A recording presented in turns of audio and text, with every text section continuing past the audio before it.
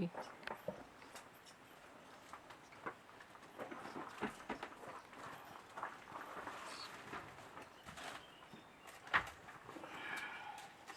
So, medyo gisi-gisi na ang karsonis ni Manong at Bimboy.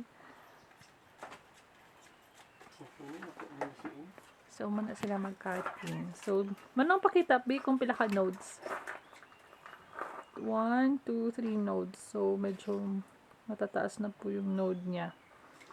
Nasa, ha? Oh, so, 3, usually nasa 3 nodes lang siya. Pero, more than 2 inches yung isang node. That's why medyo mataas.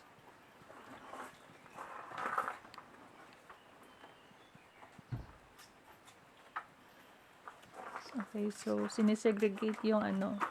Ito yung mga ano leaves na mga na-trim down. Ito naman yung mga kinolect pa.